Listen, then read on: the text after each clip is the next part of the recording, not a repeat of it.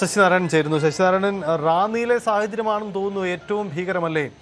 നഗരം പൂർണ്ണമായും മുമ്പ് പ്രളയ സമാന സാഹചര്യത്തിലേക്ക് മാറുകയാണോ? എന്താണ് ഇപ്പോഴത്തെ ജില്ലയുടെ അവസ്ഥ?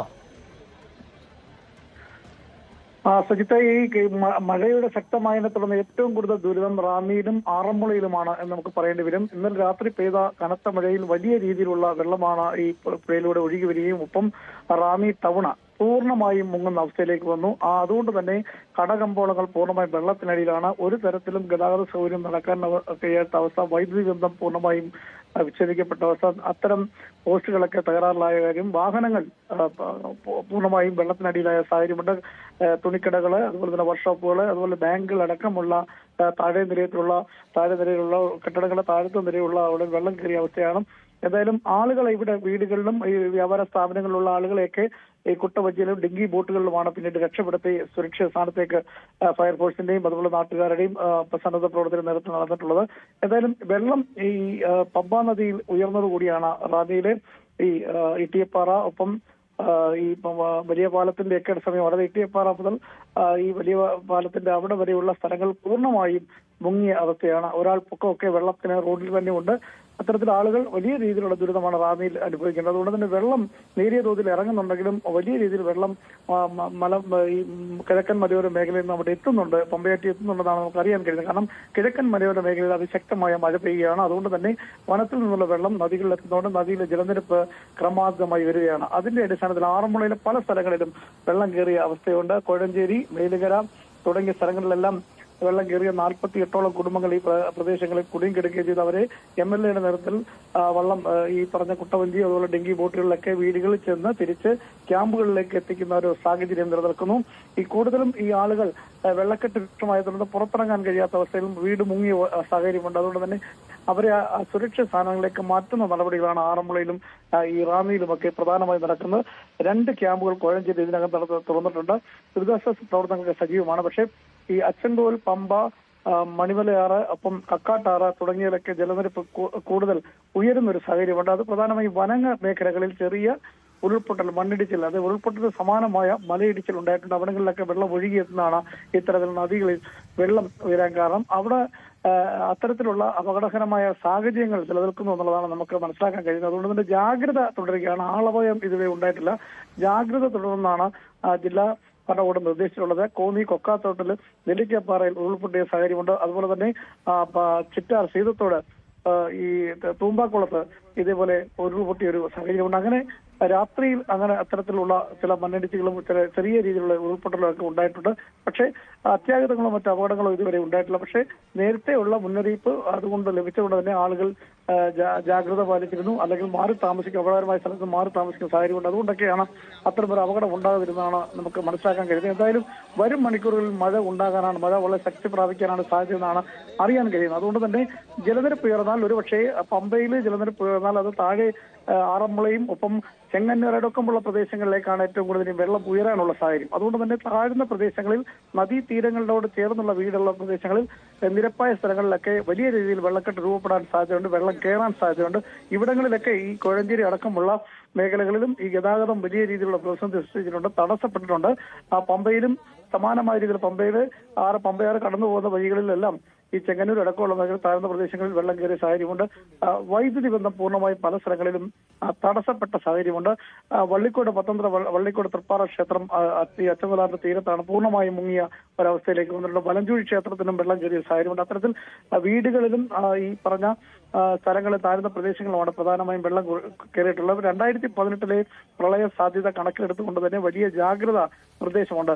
അതുകൊണ്ട് തന്നെ ഈ റാന്നിയിലും ഒപ്പം ഈ ആറന്മുള അടക്കമുള്ള പ്രദേശങ്ങളിലെ ജനങ്ങളും ആശങ്കയാണ്. സമാനമായി ചെറിയ മഴ പെയ്താൽ പോലും വെള്ളം കയറുന്ന തരത്തിലേക്ക് കാര്യങ്ങൾ മാറുന്നു. ഈ നദിയിലെ മണ്ണ്, ഈ ചെളിയും മണലും ഒക്കെ നീക്കം ചെയ്യാത്തതാണ് ജലനിരപ്പ് ഉയരാൻ കാരണമെന്നാണ് MLA-മാർ ഇപ്പോൾ ആരോപിക്കുന്നത്. കാരണം അത്തരം കാര്യങ്ങൾ നീക്കം ചെയ്യാതുകൊണ്ട് നദിയുടെ ആഴങ്ങൾ കുറഞ്ഞുകൊണ്ട് തന്നെ ചെറിയ മഴ പെയ്താൽ തന്നെ നദിയിലെ ജലനിരപ്പ് ഉയരുകയും തുടർന്നത് കരയിലേക്ക് കയറുന്ന ഒരു സാഹചര്യമുണ്ട്. അത്തരം കാര്യങ്ങൾ കൂടിയാണ് ഈ ഇത്തരത്തിൽ വെള്ളം ഈ വീടുകളിലും റോഡുകളിലും ഒക്കെ നിറയാനും കാരണമെന്നാണ് MLA-മാർ അടക്കമുള്ള ജനപ്രതിനിധികൾ പ്രധാനമായും ആരോപിക്കുന്നത്. എന്തായാലും ഈ വരും മണിക്കൂറുകളിൽ മഴ ഇപ്പോൾ നേരിയ തോതിൽ ശമനമുണ്ടെങ്കിലും റാന്നിയിൽ ചെറിയ തോതിൽ മഴ പെയ്യുന്നുണ്ട്. ആറന്മുളയിലും നേരിയ തോതിലാണ് മഴയുള്ളത്.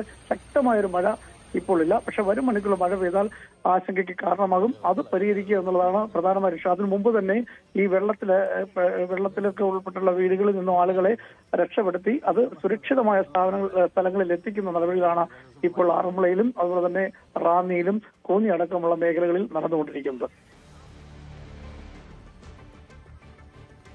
ഇത് ആശങ്കപ്പെടുന്ന സാഹചര്യമാണ് പലയിടങ്ങളിലും സ്ഥിതി ചെയ്യുന്നതെന്നാണ് അവസ്ഥ. അതുകൊണ്ട് തന്നെ കൂടുതൽ ജാഗ്രത വേണം. പ്രത്യേകിച്ച് ആറന്മുളയിലും ഒപ്പം തന്നെ റാന്നിയിലുമാണ് ഏറ്റവും ആശങ്കപ്പെടുന്ന സാഹചര്യമുള്ളത്. ഇനി നമ്മളേറെ ജാഗ്രതയോടെ കാണേണ്ട ഇടം വടക്കൻ കേരളമാണ്. വടക്കൻ കേരളത്തിൽ ഇനിയും മഴ ശക്തമാകുമെന്നാണ് ദുരന്ത നിവാരണ authority member secretary Shekhar Kuriakose വ്യക്തമാക്കുന്നത്. ഇടുക്കി, കോട്ടയം, പത്തനംതിട്ട ജില്ലകളിലാണ് നാശനഷ്ടം കൂടുതൽ ഉണ്ടായിരിക്കുന്നത്. ഇടുക്കിയിലും കോട്ടയത്തും മണ്ണിടിച്ചിലുണ്ടായിട്ടുണ്ടെന്നും ദുരന്ത നിവാരണ അതോറിറ്റി സ്ഥിരീകരിച്ചു. ഉരുൾപൊട്ടലടക്കമുള്ള കാലവർഷക്കെടുതി സംസ്ഥാനത്ത് രൂക്ഷമാവുകയാണ്. നമ്മോടൊപ്പം ശേഖർ ലൂക്കോസ് കുര്യാക്കോസ്. എന്താണ് ശേഖർ ഇപ്പോഴത്തെ ഒരു സിറ്റുവേഷൻ? നമ്മൾ വളരെ തീവ്രമായ മഴയാണ് ഇന്നലെ രാത്രി കണ്ടത്. അപ്പോൾ ഞങ്ങളൊക്കെ ഇന്നലെ രാത്രിയും ഇതിൻ്റെ പുറകിലായിരുന്നു. 302 മില്ലിമീറ്ററോളം മഴ നമ്മൾക്ക് പത്തനംതിട്ട വടശ്ശേരി കരയിലുണ്ടായി. ലാഹയിൽ 260 മില്ലിമീറ്റർ മഴയുണ്ടായി. 24 മണിക്കൂറിനുള്ളിൽ, 24 മണിക്കൂർ ആയിട്ടില്ല, 8 മണിക്ക് 24 മണിക്കൂറാവുള്ളൂ. അപ്പോൾ അതുമായി ബന്ധപ്പെട്ടിട്ട് കോട്ടയം, പത്തനംതിട്ട, ഇടുക്കി ജില്ലകളിൽ ബുദ്ധിമുട്ടുകളുണ്ട്. ഏകദേശം 100ഓളം സ്ഥലത്ത് റോഡ് തടസ്സപ്പെട്ടിട്ടുണ്ട്. 4 പേര് കാണാതായിട്ടുണ്ട്. ഇടുക്കിയിൽ 2ഉം കോട്ടയത്ത് 2ഉമായി. ഇനി നമ്മൾ കൂടുതൽ വിവരങ്ങൾ ഇനി വരികയുള്ളൂ. ഒരു 8 മണിയാകുമ്പോഴത്തേക്ക് നമുക്ക് സമഗ്രതയിലുള്ളൊരു ചിത്രം ഉണ്ടാവും. അന്നേരം മാധ്യമങ്ങൾക്കും അത് ലഭിക്കും. അപ്പോൾ ഇനി അങ്ങോട്ട് മഴ തെക്കോട്ട് കുറയുകയാണ്. പക്ഷേ അത് കൊണ്ട് മാത്രം നമ്മൾ എല്ലാം പൂർത്തിയായി എന്ന് കാണണ്ട. കാറ്റുണ്ട്. തീരപ്രദേശത്തും കുറച്ച് ബുദ്ധിമുട്ടുകൾ വടക്കോട്ടുണ്ടാകും. കണ്ണൂർ, കാസർഗോഡ്, കോഴിക്കോട് ജില്ലകളിൽ അതുണ്ടാകാൻ സാധ്യതയുണ്ട്. കുറച്ച് തീരം ഡിസ്റ്റർബ്ഡ് ആയിരിക്കും. വടക്കോട്ട് ഇന്ന് മഴ കുറച്ച് വടക്കോട്ടായിരിക്കും കൂടി വരിക. കോട്ടയത്തെയും പത്തനംതിട്ട ഉരുൾപൊട്ടൽ അത് എത്രത്തോളം? ഉരുൾപൊട്ടൽ ഉണ്ടായിട്ടുണ്ട്. ഇത്രയും മഴ പെയ്താൽ ഉരുൾപൊട്ടും. 302 മില്ലിമീറ്റർ മഴ എന്ന് പറഞ്ഞാൽ 2 ആൾ പൊക്കത്തിൽ മഴ പെയ്ത് ഒരു സ്ക്വയർ മീറ്ററിനുള്ളിൽ എന്നാണ് കണക്ക്. അപ്പം അത്രയും മഴയുടെ ഭാഗമായി നമുക്ക് ഉരുൾപൊട്ടലുണ്ടായിട്ടുണ്ട്. അതൊക്കെ ഒറ്റതിരിഞ്ഞോ അവിടെ ഇവിടെയൊക്കെ ആയിട്ടാണ്. വളരെ ഉൾപ്രദേശങ്ങളിലൊക്കെയാണ് പലയിടത്തും ഉരുൾപൊട്ടി വന്നിരിക്കുന്നത്. അപ്പോൾ മണ്ണിടിച്ചിലും ഉണ്ട് ബുദ്ധിമുട്ട്. റോഡുകളുടെ അരികുകൾ ഒക്കെ, പിന്നെ വീടുകളുടെ പുറകിലുള്ള കട്ടിങ്, അതൊക്കെ ഇടിഞ്ഞു വീണ വിവരങ്ങളും നമ്മൾക്ക് വരുന്നുണ്ട്. കാണാതെ എത്ര? 4 പേര്. 4 പേര് ഇടുക്കിയിലും 2 പേര് കോട്ടയത്തും. അതാണ് നമ്മൾ ഒരാളുടെ മൃതദേഹം കിട്ടിയെന്ന് അറിയിപ്പ് വന്നു. പക്ഷേ നമ്മളത് കൺഫേം ചെയ്ത് പറയാറില്ല. ഒരു ദുരന്ത സാഹചര്യത്തിൽ അതിന് പ്രോപ്പർ കൺഫർമേഷൻ വരണം. വരും മണിക്കൂറുകളിലെ ഒരു തെക്കോട്ട് മഴ കുറയും. പക്ഷെ വടക്കോട്ട് നമ്മൾ ഇനിയും മഴ പ്രതീക്ഷിക്കണം. ഇനി വെയിൽ വരുമ്പോൾ ഈ കാര്യങ്ങളെല്ലാം മാറും. ചൂട് ഇതിൻ്റെ ഒരു വലിയ ഡ്രൈവറാണ്. അപ്പോൾ കുറച്ച് വ്യത്യാസം അതിനുണ്ടാവും. മറ്റ് സംവിധാനങ്ങൾ, ഈ രക്ഷാപ്രവർത്തന സംവിധാനങ്ങളൊക്കെ എതിർത്തിട്ടാണ് മുന്നോട്ട്. നമുക്ക് വലിയൊരു സംഘം ആപദാമിത്ര വോളണ്ടിയർമാരുണ്ട്. പരിശീലനം കിട്ടിയ, നിങ്ങളൊക്കെ കാണുന്നുണ്ടാവും, ചുവന്ന ഉടുപ്പിട്ട വലിയൊരു സംഘം തന്നെയുണ്ട്. ഏതാണ്ടൊരു 10,000-ത്തിലധികം ആളുകളുണ്ട്. ഇപ്പോൾ ബഹുമാനപ്പെട്ട മുഖ്യമന്ത്രിയുടെ 100 ദിന പദ്ധതിയിൽ നമ്മൾ അടുത്ത 10,000 പേരുടെ പരിശീലനം, അതിൽ 8,000 പേരുടെ അത് കഴിഞ്ഞു. പിന്നെ കൂടാതെ നമ്മൾക്ക് NDRFൻ്റെ 9 ടീമും കേരളത്തിലുണ്ട്. നമ്മുടെ ഫയർ ആൻഡ് റെസ്ക്യൂ സർവീസ് വളരെ സുശക്തമായൊരു സേനയാണ്. അവരുടെ വലിയൊരു സംഘം പ്രവർത്തകരുണ്ട്. ഈ സന്നദ്ധ പ്രവർത്തകരെല്ലാം അവരോട് ചേർന്നാണ് പ്രവർത്തിക്കുന്നത്. അതിനപ്പുറത്തേക്ക് കാര്യങ്ങളൊന്നും പോയിട്ടില്ല. ആവശ്യമുണ്ടെങ്കിൽ കൂടുതൽ NDRF സേനയൊക്കെ വരും. ഡിപ്ലോയ് ചെയ്തിട്ടുണ്ടോ അവരോടെങ്കിലും? NDRF ഇടുക്കിയിൽ ഡിപ്ലോയ് ചെയ്തിട്ടുണ്ട്. നമ്മൾക്ക് ആലപ്പുഴയിലുള്ള ടീം അവിടെ സജ്ജമായിട്ടുണ്ട്. പത്തനംതിട്ടയിലൊരു ടീമുണ്ട്. ആവശ്യാനുസരണം അവർ മൂവ് ചെയ്യും. വലിയ ഇൻസിഡൻസിന് മാത്രമേ അവരെ ഉപയോഗിക്കേണ്ടതുള്ളൂ.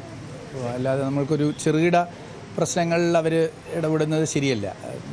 നമ്മളുടെ ശേഷി അതിന് മാത്രമുണ്ട്. നമ്മളുടെ ഫയർ ആൻഡ് റെസ്ക്യൂ സർവീസ് വളരെ ശേഷിയുള്ളൊരു പ്രസ്ഥാനമാണ്. Thank you sir. ഏതായാലും ദുരിതനിവാരണ പ്രവർത്തനങ്ങൾ വളരെ ശക്തമായ രീതിയിൽ, കൃത്യമായ രീതിയിൽ ഏകോപിപ്പിക്കപ്പെടുന്നുണ്ട്.